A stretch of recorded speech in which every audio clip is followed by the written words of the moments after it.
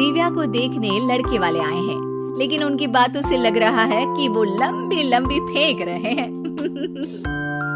हमारे यहाँ 5 कार हैं, 7 बाइक्स हैं, फिर भी हम बस से आए हैं। वो क्या है ना कि हमें दिखावे का बिल्कुल शौक नहीं है। बड़ा नेक ख्याल है बेटा। लेकिन खुद की गाड़ी में बैठना दिखावा थोड़ी ना होता है। अरे हम दिल्ली से आए हैं, वहाँ पोल्यूशन बहुत है ना, तो हम गाड़ी में नहीं निकलते हैं। हाँ, ये उससे भी बड़ा नेक ख्याल है बेटा। लेकिन अगर आपको पोल्यूशन की इतनी चिंता है तो घर में 5 कार और 7 बाइक क्यों रखी है? अरे इतने पैसे हैं, फुर्सत में क्या करेंगे, कुछ ना कुछ खरीद लेते हैं।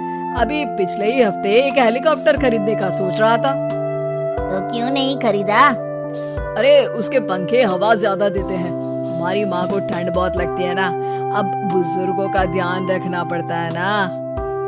अरे वाह वाह, ये तो बहुत बड़ा, ऊंचा और नेक ख्याल है। हम कैसे मान ले कि ये लोग झूठ नहीं बोल रहे हैं? अरे हमारा परिवार झूठ नहीं बोलता। दिल्ली शहर में किसी से भी पूछ लीजिएगा, हमारे बेटे का बड़े लोगों में उठना बैठना है। हाँ। अरे छोटो चुप रह, इतने बड़े लोग हैं, झूठ क्यों बोलेंगे? हमारी फैक्ट्री है, और ऐसी फैक्ट्री कि यहाँ ग्राहक आया, इधर सामान बनाया जल्दी जल्दी, और हम हर काम ना जल्दी करते हैं। हाँ वही तो, तब जल्दी जल्दी अपनी बेटी का हाथ हमारे बेटे के हाथ में दे दीजिए। दिव्या के पिताजी दिव्या के भाई छोटू की एक भी बात न मानते हुए दिव्या की शादी दिल्ली के इस फेंकू परिवार में करवा देते हैं। जब दिव्या ससुराल पहुंचती है तब आपकी कार्स और बाइक्स कहाँ है? मुझे बाहर जाना था किसी काम से। कार और बाइक्स? कौन सी कार और बाइक्स? अरे जब आप मुझे देखने आए थे तो कहा था ना कि आपके यहाँ 5 कार्स हैं और 7 बाइक्स हैं। हाँ हाँ, उस दिन थी, आज नहीं है। है? आज कहाँ गई? अरे जिनकी थी वो ले गए।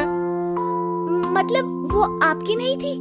आपने तो कहा था हमारे घर पर है। हाँ घर पर थी, बाबूजी का एक पार्ट टाइम काम है, कार और बाइक धोने का। उस दिन घर पे 5 कार और 7 बाइक्स थी तो बोल दिया था। अरे झूठ थोड़ी ना बोला है, जैसा था वैसा बोल दिया। और वो हेलीकॉप्टर खरीदने वाली बात, वो झूठ थी क्या? अरे बिल्कुल नहीं, शहर में एक नई कंपनी आई है पंखे की, जिसके पंखे बड़े हैं।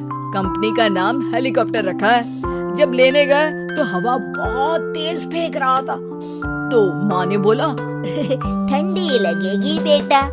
वैसे भी दिल्ली में ठंड ज्यादा होती है ना। झूठ कहाँ बोला मैंने, जैसा था वैसा बोल दिया। हे भगवान, और वो फैक्ट्री वाली बात, इधर ग्राहक आया उधर सामान तैयार। अरे वो भी तो बिल्कुल सही है। मेरा ना पानी पूरी का ठेला है, इधर ग्राहक आता है उधर पानी पूरी बना देता हूँ। अरे झूठ कहाँ बोला, जैसा था वैसा बोल दिया। हे राम, मेरे तो कर्म फूट गए।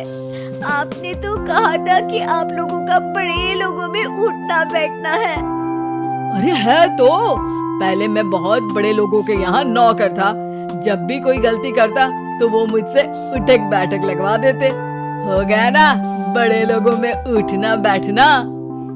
दिव्या अपने साथ हुए धोखे पर रोने लगती है और ठान लेती है कि वो ससुराल वालों को लाइन पर लाकर ही रहेगी और उनकी ये झूठ बोलने वाली आदत छुड़वा कर रहेगी। आप लोग खाने में क्या लेंगे? करेला खा लूंगा। अरे मुझे तो टिंडे खाने हैं। कद्दू खाऊंगा।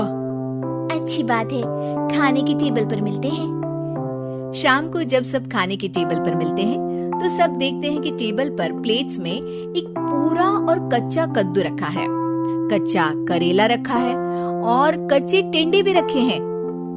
बहू, ये सब क्या है?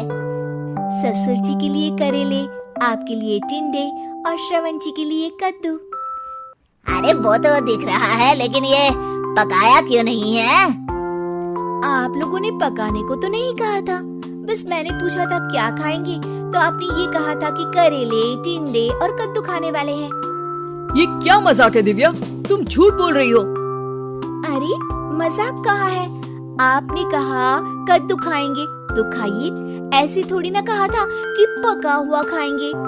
और वो आप क्या कहते हैं, जैसा था वैसा बोल दिया, झूठ कहाँ बोला मैंने। दिव्या की बात सुनकर, समझकर सब शर्मिंदा हो जाते हैं और उन्हें अपने किए और झूठ बोलने की आदत पर पछतावा होता है। दिव्या समझदारी दिखाते हुए उन्हें सच के रास्ते पर चलने और किसी से मजाक में भी झूठ ना बोलने की सीख देती है और उनके काम में मदद करके उनके काम को और बड़ा बनाने में मदद करने लग जाती है।